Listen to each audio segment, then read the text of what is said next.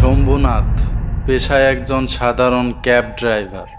প্রতিদিন শত শত মানুষকে তাদের গন্তব্যে পৌঁছে দেওয়াই ছিল তার কাজ। কিন্তু তিনি কি জানতেন তার নিজের জীবনের শেষ গন্তব্য অন্য 5 জন মানুষের জন্য এক নতুন জীবন শুরু হবে? কয়েকদিন আগে একটি সড়ক দুর্ঘটনায় সবকিছু উলটপালট হয়ে যায়। হাসপাতালের বিছানায় মঞ্জুনাথ যখন মৃত্যুর সাথে পাঞ্জা লড়ছিলেন, চিকিৎসকরা জানায় এক নিষ্ঠুর সত্য কথা: তার ব্রেইন ডেড। তার ফিরে আসার আর কোনো পথ খোলা নেই। পরিবারের মাথার ওপর যেন আকাশ ভেঙে পড়ল।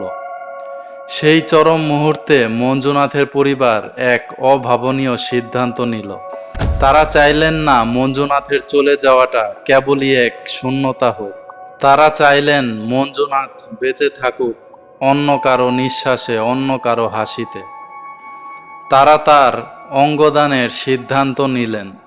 শোকের সাগরে দাঁড়িয়েও তারা দেখালেন মানবতার এক অনন্য দৃষ্টান্ত। শুরু হলো সময়ের সাথে পাল্লা।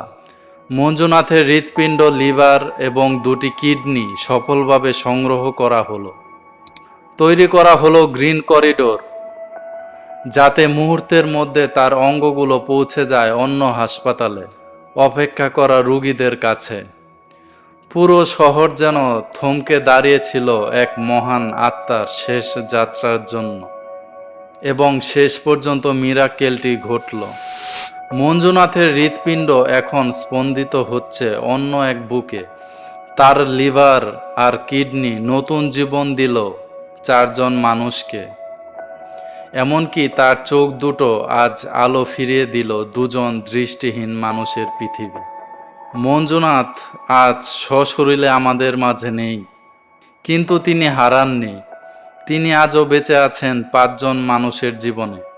তিনি প্রমাণ করে গেলেন বেঁচে থাকা মানে শুধু নিজের জন্য নয়, মৃত্যুর পরেও অন্য কারো জীবনে আলো হওয়া।